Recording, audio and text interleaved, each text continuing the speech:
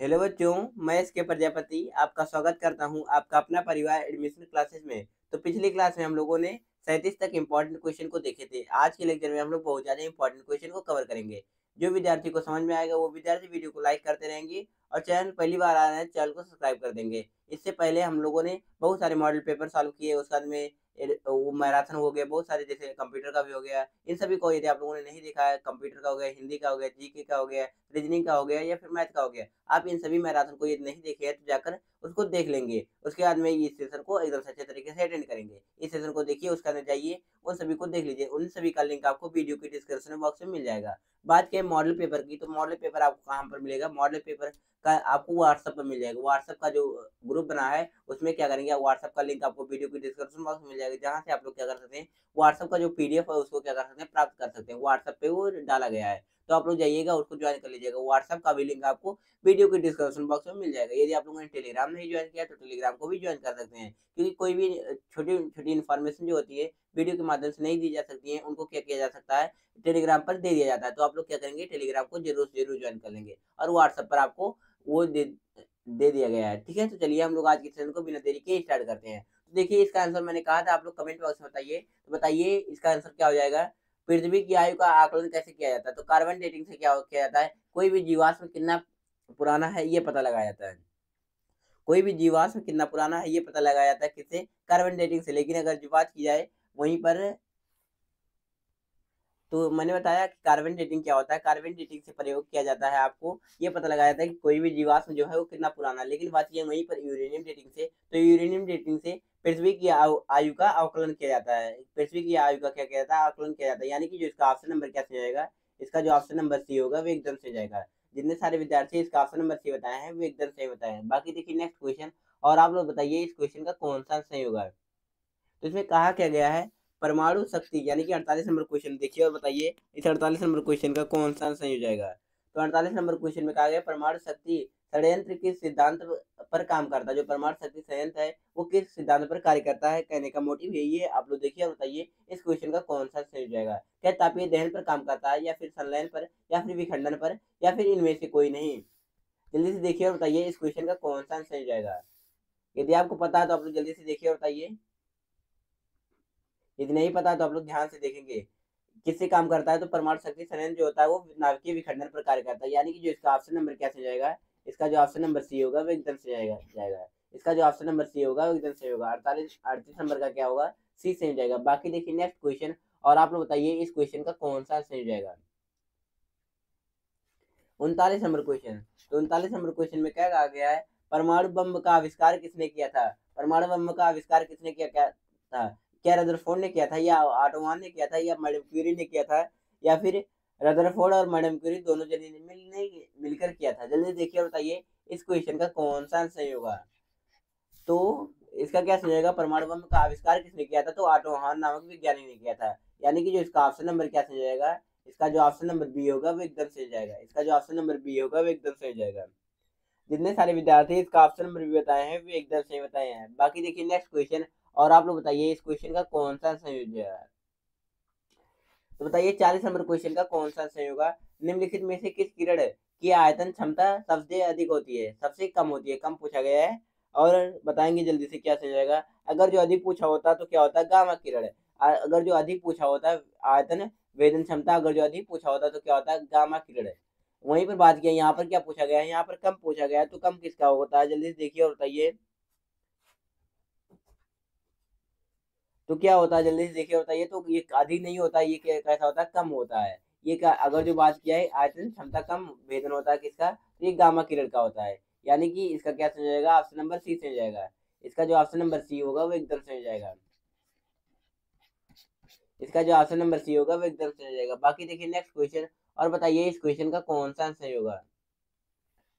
यहाँ पर 41 number question में क्या कहा गया, अल्फा और बीटा किरणों की खोज किसने की थी?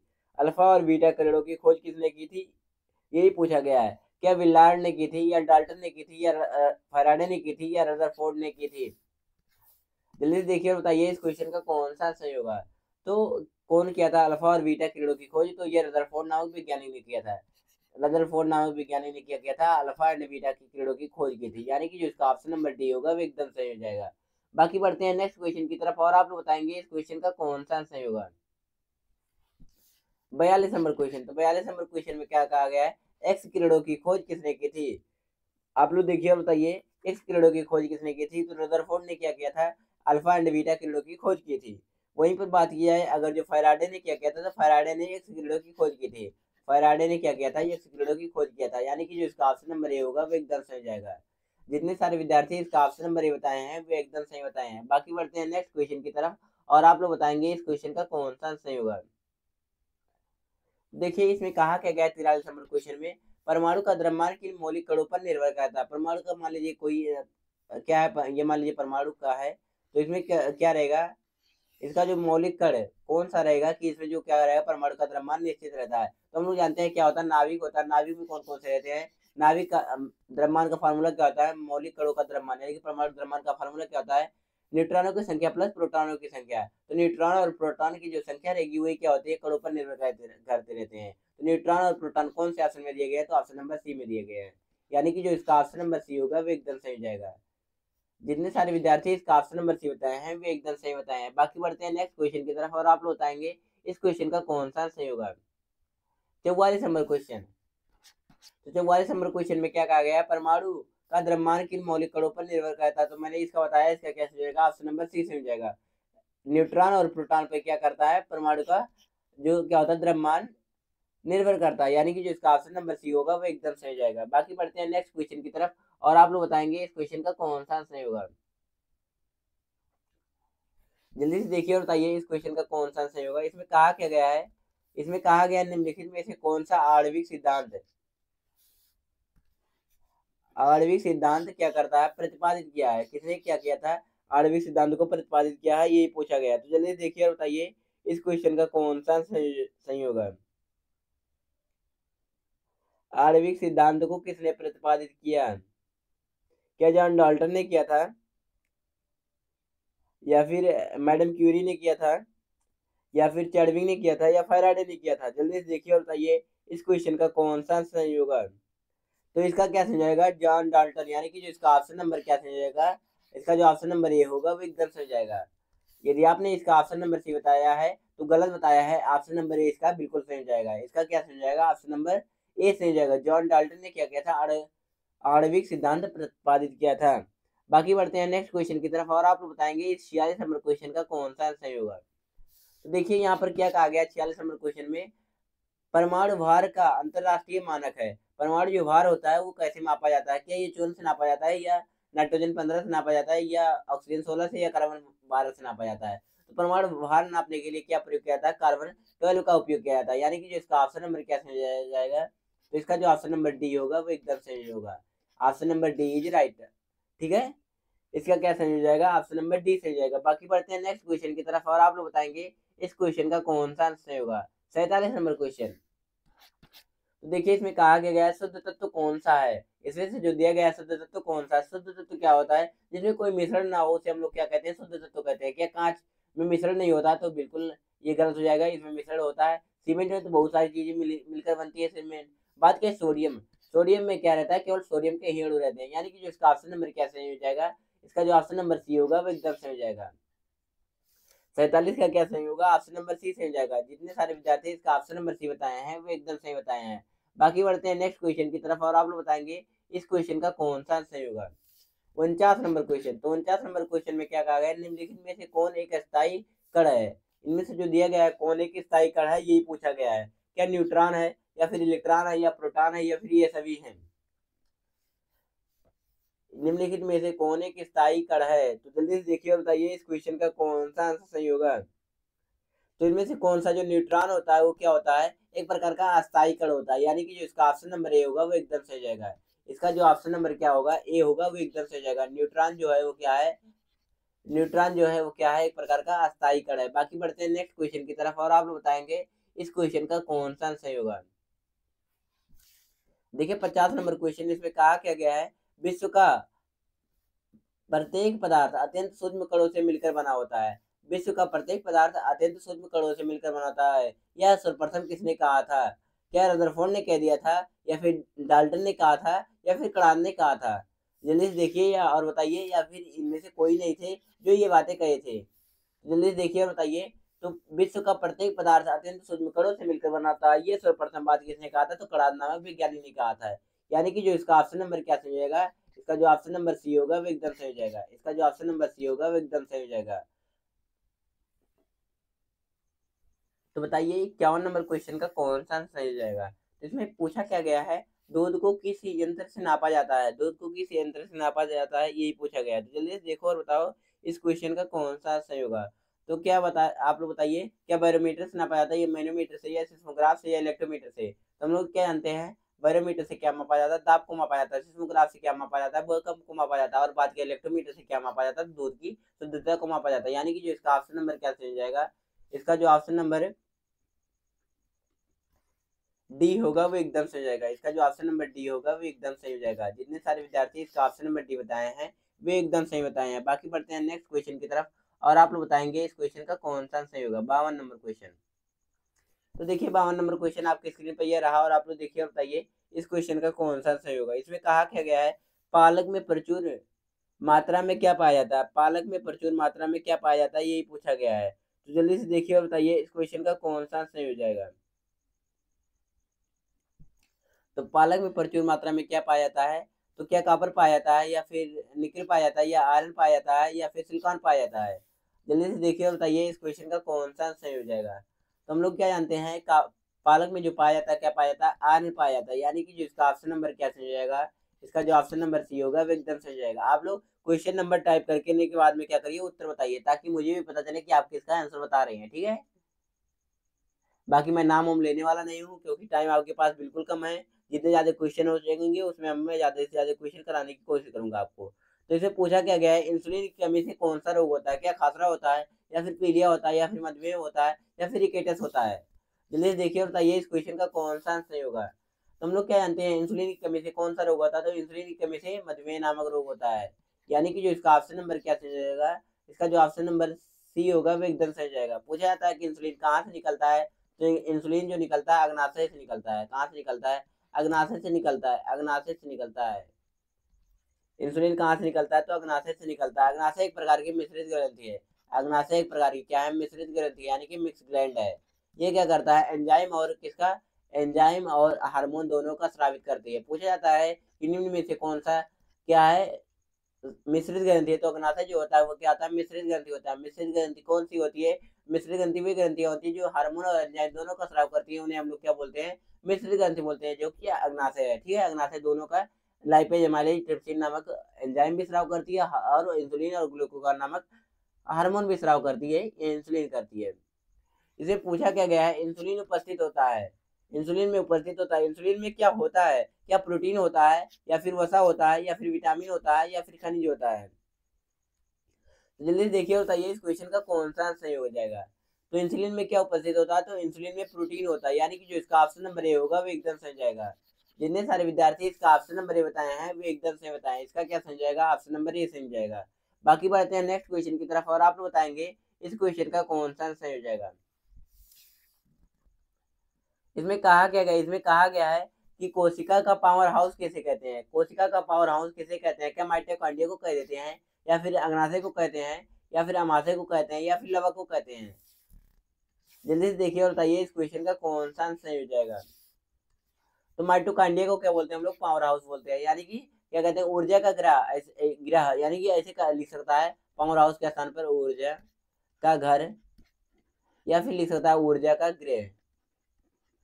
किसे कहते हैं, कोशिका का पावर हाउस, या ऊर्जा का ग्रह, या फिर ऊर्जा का घर, किसे कह सकते हैं? तो माइटोकॉन्ड्रिया को कहते हैं। यानी कि जो इसका ऑप्शन नंबर ए होगा वो एकदम सही हो जाएगा। कोई भी पूछेगा इन तीनों में से तो आप लोग क्या बताएंगे, माइटोकॉन्ड्रिया ही बताएंगे। ठीक है, बाकी बढ़ते हैं नेक्स्ट क्वेश्चन की तरफ, और आप लोग बताएंगे इस क्वेश्चन का कौन सा आंसर हो जाएगा। किसे यातायात प्रबंधक कहते हैं? निम्न में से किसे यातायात प्रबंधक कहते हैं? जल्दी से देखिए और बताइए इस क्वेश्चन का कौन सा आंसर सही होगा। क्या क्या अमाशय को कहते हैं, या गल्जिका को कहते हैं, या फिर ऊतक को कहते हैं, या फिर हरितलवक को कहते हैं? जल्दी से देखिए और बताइए इस क्वेश्चन का कौन सा सही हो जाएगा। यदि आपको पता है तो आप लोग जल्दी से देखिए और बताइए तो इसमें सही क्या हो जाएगा, यातायात प्रबंधक किसे कहते हैं, तो हम लोग कैसे कहते हैं, गलजी काय को कहते हैं। गलजी काय को क्या बोला जाता है, यातायात प्रबंधक बोला जाता है। यानी कि जो इसका ऑप्शन नंबर क्या जाएगा, तो इसका जो ऑप्शन नंबर बी होगा वो एकदम सही हो जाएगा। इसका जो ऑप्शन नंबर बी होगा वो एकदम सही हो जाएगा। बाकी पढ़ते हैं नेक्स्ट क्वेश्चन की तरफ, और आप लोग बताएंगे इस क्वेश्चन का कौन सा आंसर हो जाएगा। इसमें पूछा क्या गया है, प्रोटीन की फैक्ट्री किसे कहते हैं। प्रोटीन की फैक्ट्री किसे कहते हैं, कि गलजी काय को कहते हैं, तो जी नहीं, गलजी काय को हम लोग क्या बोलते हैं, अभी मैंने आपको ऊपर बताया। गलजी काय को क्या बोलते हैं हम लोग, यातायात प्रबंधक बोलते हैं। यातायात क्या करते हैं, प्रबंधक बोलते हैं। क्या माइटोकांड्रिया को बोलते हैं, तो माइटोकांड्रिया को हम लोग क्या बोलते हैं, पावर हाउस बोलते हैं। पावर हाउस यानी कि ऊर्जा का घर बोलते हैं, पावर हाउस।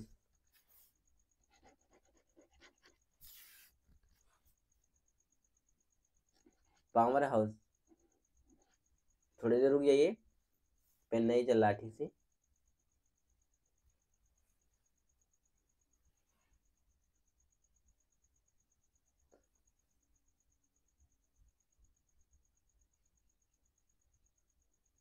बस आप लोग 2 सेकंड वेट करिए। तो क्या होता है पावर हाउस, माइटोकांड्रिया को हम लोग क्या बोलते हैं, पावर हाउस बोलते हैं। और मैंने बताया अभी अभी आपको कि यातायात प्रबंधक गलजी काय को बोलते हैं, ठीक है। और बात किया प्रोटीन की फैक्ट्री किसे बोलते हैं, तो हम लोग राइबोसोम को बोलते हैं। राइबोसोम को हम लोग क्या बोलते हैं, प्रोटीन की फैक्ट्री बोलते हैं। यानी कि जो इसका ऑप्शन नंबर सी होगा वो एकदम सही जाएगा। राइबोसोम को प्रोटीन की फैक्ट्री क्यों बोलते हैं, चलिए इसके बारे में चर्चा कर लेते हैं। क्योंकि यहाँ पर जो होता है प्रोटीन का संश्लेषण होता है। प्रोटीन का संश्लेषण कहाँ पर होता है, तो राइबोसोम में होता है।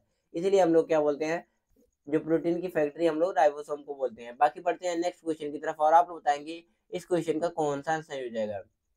तो यहाँ पर कहा गया है, 57 नंबर क्वेश्चन दिया गया है, कोशिका के अध्ययन को कहा जाता है। कोशिका के अध्ययन को क्या कहा जाता है, क्या साइटोलॉजी कहा जाता है, या माइक्रोलॉजी कहा जाता है, या एंटियोलॉजी, या फाइकोलॉजी। जल्दी से देखिए और बताइए इस क्वेश्चन का कौन सा सही होगा। तो हम लोग जानते हैं कि क्या होता है, जो कोशिका का अध्ययन होता है उसे हम लोग क्या जानते हैं, उसे हम लोग साइटोलॉजी, उसे हम लोग क्या जानते हैं, साइटोलॉजी के नाम से जानते हैं। यानी कि जो इसका ऑप्शन नंबर क्या सही जाएगा, इसका जो ऑप्शन नंबर ए होगा वो एकदम सही जाएगा। जितने सारे विद्यार्थी इसका ऑप्शन नंबर ए बताए हैं वो एकदम सही बताए हैं। बाकी बढ़ते हैं नेक्स्ट क्वेश्चन की तरफ, और आप लोग बताएंगे इस क्वेश्चन का कौन सा आंसर सही होगा।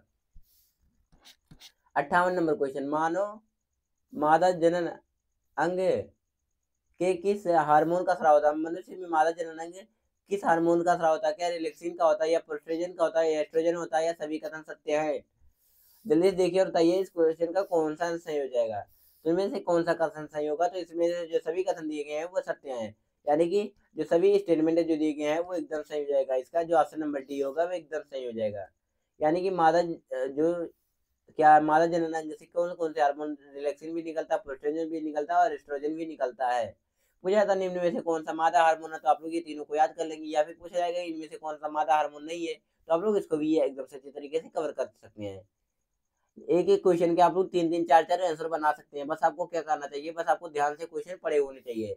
जो क्वेश्चन नहीं आएगा आप लोग उसको क्या करेंगे, नोट आउट करते रहेंगे और उसको याद कर लेंगे, तभी आप लोग क्या करेंगे, एग्जाम देने जाएंगे। बाकी आप लोग एग्जाम देने जा रहे हैं तो एकदम से अच्छे तरीके से जाइए, और क्या कर रही है, एकदम से अच्छे तरीके से जाइए। वहां पर भी बताइए एडमिशन क्लासेस के बारे में, उनको भी बताइए कि वहां पर तैयारी कराई जाती है। आप तैयारी करके अपने को मतलब अपने जो नाम है उसको रोशन कर सकती हैं। अपना अतुल महसरी हो या फिर नवोदय हो, किसी में भी सिलेक्शन पा सकते हैं एडमिशन क्लासेस के जरिए। तो आप लोग जाइए वहां पर भी नाम रोशन करिए एडमिशन क्लासेस का, ठीक है। जब आप लोगों का अच्छा रहेगा, आप लोगों को आएगा तभी नाम होगा, ठीक है।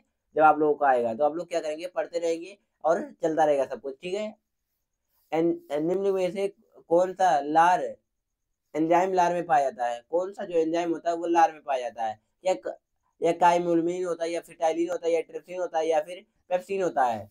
तो जल्दी से देखिए और बताइए इस क्वेश्चन का कौन सा सही होगा। तो इसमें सही क्या हो जाएगा, जो टाइलिन होता है वो कहाँ पर पाया जाता है, लार में पाया जाता है। कहाँ पर पाया जाता है, टाइलिन जो होता है वो कहाँ पर पाया जाता है, लार में पाया जाता है। यानी कि जो इसका ऑप्शन नंबर क्या सही हो जाएगा, बी सही हो जाएगा।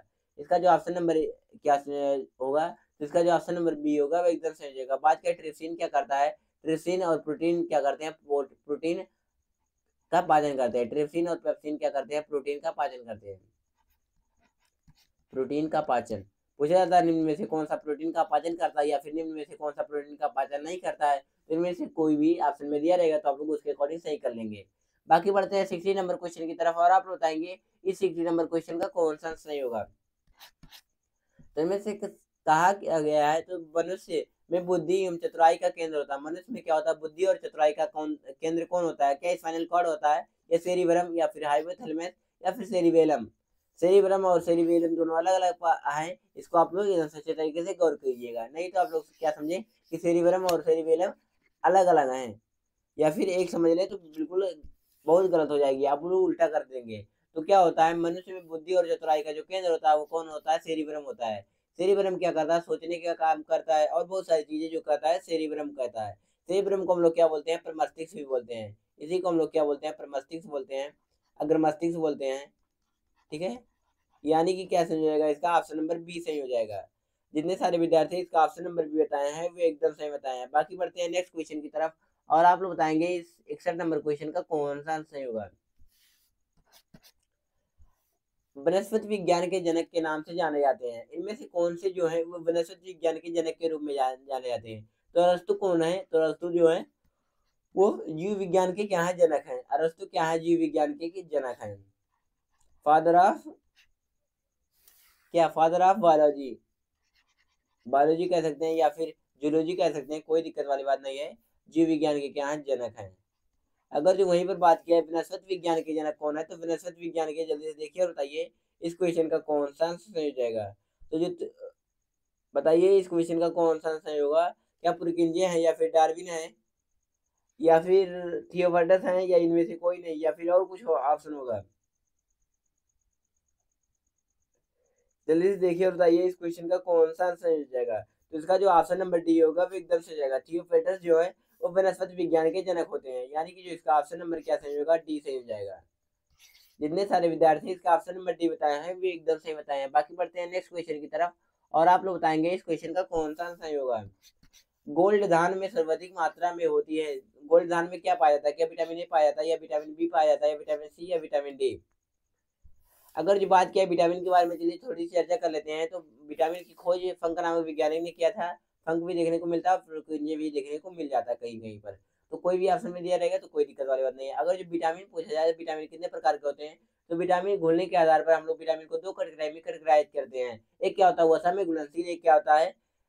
जल में घुलनशील। तो जल में घुलनशील वाले विटामिन कौन से हैं? डब्ल्यू है, डब्ल्यू यानी कि डब्ल्यू माने क्या होता है? वाटर होता है। डब्ल्यू फॉर क्या होता है? वाटर होता है। और बी एंड सी क्या है? विटामिन जो है वो जल में घुलनशील है। पूछा जाता है इनमें से कौन सा विटामिन जल में घुलनशील है या फिर जल में घुलनशील नहीं है, तो बी और सी जो है वो क्या है? जल में घुलनशील है। अगर जो बात किया वहीं पर एक और एग्जाम्पल देते हैं, कीड़ा क्या होता है? KEDA, ये क्या होते हैं? ये वसा में घुलनशील होते हैं। ये कैसे होते हैं? वसा में घुलनशील होते हैं, यानी कि फैट में घुलनशील होते हैं। के, vitamin E, vitamin D, vitamin A, ठीक है, ये सब क्या होते हैं? वसा में घुलनशील होते हैं। आप ऐसे ट्रिक के माध्यम से याद भी कर सकते हैं। ये जो इंपॉर्टेंट है इन सभी को मैं बताते हुए चल रहा हूँ, आप लोग इनको ध्यान करते हुए चलेंगे। बाकी बढ़ते हैं नेक्स्ट क्वेश्चन की तरफ, और आप बताएंगे इस क्वेश्चन का कौन सा सही होगा। बॉटनी शब्द की उत्पत्ति किस भाषा से हुई है? क्या फ्रेंच से हुई है, या ग्रीक से, या पुर्तगाली से, या फिर लैटिन से? तो बॉटनी शब्द की जो उत्पत्ति होती है वो कहाँ से होती है? तो ये ग्रीक भाषा से होती है, यानी कि जो इसका ऑप्शन नंबर क्या सही हो जाएगा? इसका जो ऑप्शन नंबर बी होगा वो एकदम सही हो जाएगा। इसका जो ऑप्शन नंबर बी होगा वो एकदम सही हो जाएगा। जितने सारे विद्यार्थी इसका ऑप्शन नंबर बी बताए हैं बाकी वे एकदम सही बताए हैं। बाकी बढ़ते हैं 64 नंबर क्वेश्चन की तरफ, और आप लोग बताएंगे इस 64 नंबर क्वेश्चन का कौन सा आंसर सही हो जाएगा। फलों का अध्ययन कहलाता है, फलों का अध्ययन क्या कहला जाता है? क्या एंथोलॉजी कहता है, या एग्रोलॉजी, या फिर पोमोलॉजी, या फिर फेनोलॉजी? तो जल्दी से देखिए और बताइए इस क्वेश्चन का कौन सा आंसर सही होगा। तो इसमें से सही क्या हो जाएगा? जो क्या होता है? पोमोलॉजी। पोमोलॉजी क्या होता है? फलों का अध्ययन कहलाता है, यानी कि जो इसका ऑप्शन नंबर सी होगा वो एकदम सही हो जाएगा। इसका जो ऑप्शन नंबर सी होगा वो एकदम सही हो जाएगा। जितने सारे विद्यार्थी इसका ऑप्शन नंबर सी बताए हैं वो एकदम सही बताए हैं। बाकी बढ़ते हैं नेक्स्ट क्वेश्चन की तरफ, और आप लोग बताएंगे इस क्वेश्चन का कौन सा सही होगा। 65 नंबर क्वेश्चन, विषाणु वृद्धि करता है, विषाणु कैसे वृद्धि करता है यही पूछा गया है। क्या पानी में, या फिर चीनी के विलयन में, या फिर जीवित कोशिका में, या फिर मृत कोशिका में? तो विषाणु क्या होता है? विषाणु जो होता है वो सजीव और निर्जीव के बीच की कड़ी होती है। ठीक है, ये कहा जाता है कि जो वायरस होता है वो क्या होता है? सजीव और निर्जीव के बीच की कड़ी होती है। यानी कि बात की जाए अगर जो ये जीवित के साथ रहेगा तो जीवित हो जाएगा, अगर जो मृत्यु के साथ रहेगा तो मृत्यु हो जाएगा। यानी कि अगर जो बात किया है विषाणु जो होता है वो कहाँ पर वृद्धि करता है, तो ये जीवित कोशिका के अंदर क्या करता है? वृद्धि करता है। जीवित कोशिका के अंदर क्या करता है, वृद्धि करता है, यानी कि जो इसका ऑप्शन नंबर सी होगा वो एकदम सही हो जाएगा। बाकी बढ़ते हैं नेक्स्ट क्वेश्चन की तरफ, और आप लोग बताएंगे इस क्वेश्चन का कौन सा सही होगा। 66 नंबर क्वेश्चन। 66 नंबर क्वेश्चन में क्या कहा गया, मेंडल को किस नाम से जाना जाता है? क्या जीवाणु के जन्मदाता थे, या फिर अनुवांशिकता के जन्मदाता थे, या पादप के जन्मदाता थे, या फिर कोशिका शरीर श्वसन प्रक्रिया के जन्मदाता थे? तो देखिए और बताइए इस क्वेश्चन का कौन सा सही होगा। तो मेंडल को किस नाम से जाना जाता है, तो अनुवांशिकता के जन्मदाता, यानी कि पूछा जाता है कि अनुवांशिकता के जन्मदाता कौन है, तो मेंडल है। यानी कि इसका पूरा नाम क्या था, इनका पूरा नाम तो क्या था, तो ग्रेगर जॉन मेंडल, इनका पूरा नाम तो क्या था, ग्रेगर जॉन मेंडल, ठीक है। ये क्या कहते हैं, अनुवांशिकता के जन्मदाता बोला जाता है, या फिर अनुवांशिकता के जनक बोला जाता है, कुछ भी पूछा जाएगा, अनुवांशिकता के जनक, अनुवांशिकता के जन्मदाता या अनुवांशिकी के जनक, तो आप लोग क्या बताएंगे, मेंडल बताएंगे। यानी कि जो इसका ऑप्शन नंबर क्या चेंज हो जाएगा, इसका जो ऑप्शन नंबर बी होगा वो एकदम सही हो जाएगा। रिवर्स भी क्वेश्चन आ सकते हैं, आप लोग इसको भी ध्यान रखेंगे। बाकी बढ़ते हैं नेक्स्ट क्वेश्चन की तरफ, और आप लोग बताएंगे इस क्वेश्चन का कौन सा सही होगा। 67 नंबर क्वेश्चन, अल्टमैन किसकी खोज की थी, अल्टमैन द्वारा किसकी खोज की गई थी? क्या राइबोसोम की गई थी, या माइटोकांड्रिया की गई थी, या फिर लवक की गई थी, या फिर अग्नाशय की गई थी? तो जो अल्टमैन नामक वैज्ञानिक ने किया था वो किसकी खोज की थी, तो अल्टमैन ने क्या किया था, माइटोकांड्रिया की खोज की थी।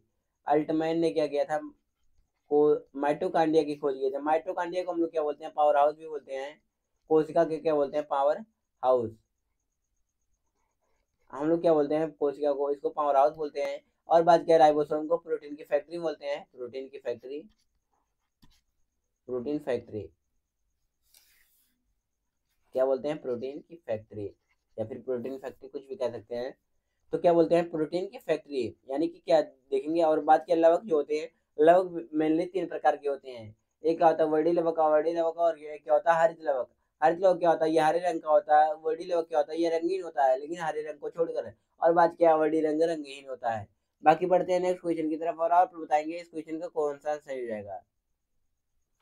68 नंबर क्वेश्चन। तो 68 नंबर क्वेश्चन में क्या कहा गया है, विश्व में मसालों के घर के नाम से जाना जाता है। विश्व में मसालों के घर के नाम से जाना जाता है, क्या इटली को जाना जाता है, या फिर चीन को, या ब्राजील को, या फिर भारत को? किसे मसालों के घर के नाम से जाना जाता है, तो मसालों के घर के नाम से भारत को जाना जाता है। यानी कि जो इसका ऑप्शन नंबर क्या सही हो जाएगा, डी सही हो जाएगा। जितने सारे विद्यार्थी इसका ऑप्शन नंबर डी बताए हैं वो एकदम सही बताए हैं। इसका क्या सही हो जाएगा, ऑप्शन नंबर डी सही हो जाएगा। बाकी बढ़ते हैं नेक्स्ट क्वेश्चन की तरफ, और आप लोग बताएंगे इस क्वेश्चन का कौन सा सही होगा। 69 नंबर क्वेश्चन। तो 69 नंबर क्वेश्चन में क्या कहा गया है, 69 नंबर क्वेश्चन में कहा गया निम्नलिखित में से किसके द्वारा दूध खट्टा होता है? क्या बैक्टीरिया के द्वारा, या फिर वायरस के द्वारा, या निमेटोड के द्वारा, या प्रोटोजोआ के द्वारा? देखो और बताओ इस क्वेश्चन का कौन सा सही होगा। यदि आपको पता तो आप लोग बताएंगे, यदि नहीं पता तो आप लोग ध्यान से देखेंगे। दूध खट्टा किसके कारण होता है, तो ये बैक्टीरिया के कारण होता है। यानी कि जो इसका ऑप्शन नंबर क्या सही हो जाएगा, तो इसका जो ऑप्शन नंबर ए होगा वो एकदम सही हो जाएगा। ऑप्शन नंबर ए इसका सही हो जाएगा। बाकी बढ़ते हैं नेक्स्ट क्वेश्चन की तरफ, और आप लोग बताएंगे इस 70 नंबर क्वेश्चन का कौन सा सही हो जाएगा। तो इस 70 नंबर क्वेश्चन का क्या करेंगे आप लोग, ये आपके लिए क्या है, HW है। इसका आंसर क्या करेंगे आप लोग, ऑफलाइन वाले कमेंट बॉक्स में बताएंगे। कहाँ पर बताएंगे, ऑफलाइन वाले कमेंट बॉक्स में। यानी कि जब वीडियो में एंड कर दूंगा उसके बाद में आप फिर से वीडियो पर आएंगे। यदि आपको पता होगा तो आप लोग बताएंगे, नहीं पता तो आप लोग क्या करेंगे, इसको सर्च करके ढूंढ कर उसके बाद में बताएंगे। लेकिन आप लोग क्या करेंगे, जरूर से जरूर इसका आंसर बताएंगे कमेंट बॉक्स में, ऑफलाइन वाले कमेंट बॉक्स में। हर एक बच्चा को बताना चाहिए कमेंट बॉक्स में कि इसका क्या समझाएगा।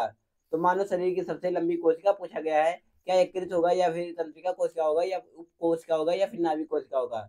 तो आशा है प्यारे विद्यार्थियों आपको ये सेशन एकदम से अच्छे तरीके से समझ में आया है। यदि समझ में आया तो आप लोग वीडियो को लाइक कर दीजिएगा, और चैनल पहली बार आ रहे हैं तो चैनल को सब्सक्राइब कर दीजिएगा। बाकी यदि आप लोग मॉडल पेपर का PDF चाहते हैं तो आप लोगों को व्हाट्सएप पर भेजा गया है। तो आप लोग क्या करेंगे, व्हाट्सएप को क्या कर देंगे, व्हाट्सएप जो ग्रुप है उसको क्या करेंगे, ज्वाइन कर लेंगे। उसका लिंक आपको वीडियो की डिस्क्रिप्शन बॉक्स में मिल जाएगा। यदि आप लोगों ने मॉडल पेपर जो है सॉल्व कराया गया है उसको आप लोगों ने नहीं देखा तो आप लोग क्या करेंगे, उसको भी जाकर देख लेंगे। और बहुत सारे मैराथन भी पढ़ चुके हैं, उनको भी आप लोग कवर कर लेंगे।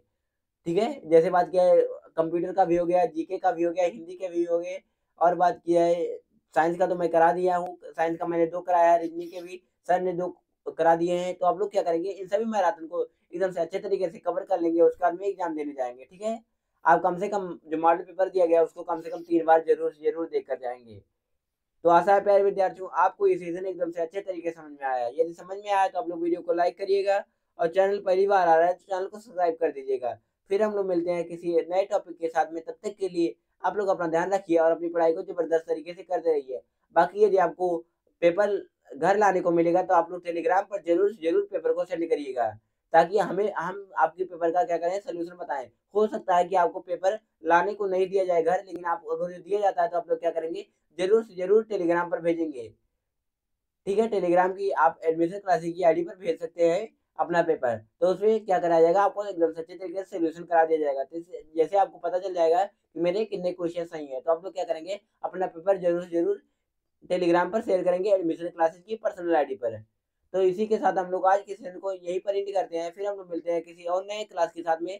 तब तक के लिए आप लोग अपना ध्यान रखिए और अपनी पढ़ाई को जबरदस्त तरीके से करते रहिए। और आप सभी को, जिन सभी का एग्जाम आज है, उन सभी को क्या करें, आज के लिए बेस्ट ऑफ लक। आपको एग्जाम के लिए बेस्ट ऑफ लक, आपका सभी क्वेश्चन सही हो, ये मैं क्या करता हूँ, भगवान से क्या करता हूँ, प्रार्थना करता हूँ कि आपका जो सभी क्वेश्चन हो वो सही हो।